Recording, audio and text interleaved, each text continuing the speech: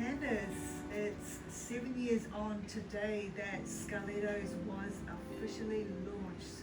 How 7 are you years. feeling? Yeah. 7 years. It's very exciting. It's holy crap! It's been 7 years. So this day, I think after all of the pain and the grandeur, I think we sold 6 pairs in our first month. Oh, really? So I was a little bit shy of my target of 1 million pairs in my first month. I like a big dreamer. Yeah, that's good. It's been an epic journey. So there is so much that the label started out sort of as a problem, as in we couldn't find proper shoes, anything pretty once you were over 30 and you actually wanted a bit of comfort and you didn't want to wear hooker heels anymore. So once you didn't want to wear those, then it was like your only options is now you got to buy your shoes from the chemist. So that Scarlettos became a niche. So for ladies that were over 30 and looking for something a little bit classy, timeless, really interesting, but still comfortable and made for wide feet and made for bunions and all of the little bits and pieces that we have to cope with when we're a bit older. So that's also very pretty, Yes, It's you want to feel pretty and you want to feel feminine and you want to feel sexy and we're still allowed to do all those things. So Scarlettos started off as filling a niche, but it's sort of evolved into more of a female empowerment venture of making women feel great about themselves again.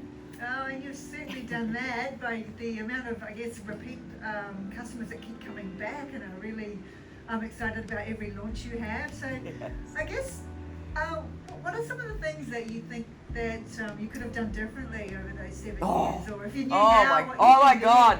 If all of those stories, how you see it on Facebook, it's total BS.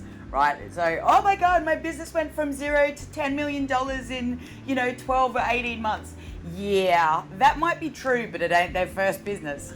So if I knew everything that I knew today and went back to the start, not only would I have saved myself a bloody fortune in not all the mistakes that I did, but the business would be exactly where it is now after 12 or 18 months because you just know what works and what doesn't.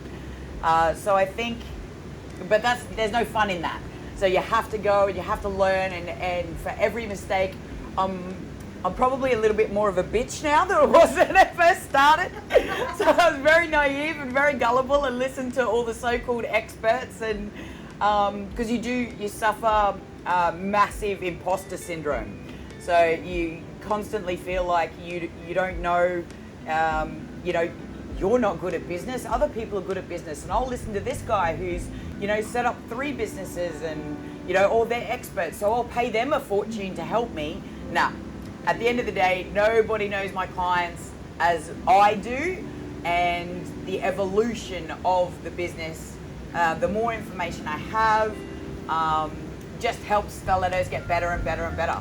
So yeah. And it's the fun along the way too, otherwise it's almost like the journey, not always the destination. If you knew that, like you said, it just wouldn't have been so much fun, So I don't know if you ladies can hear this, but it is chucking it down outside.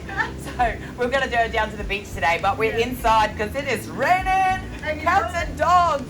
Maybe do a gumboot range? Yeah, I did try and do a wellies range. I did, but I have to do like 10,000 of them. So we're not quite big enough for that yet. One day.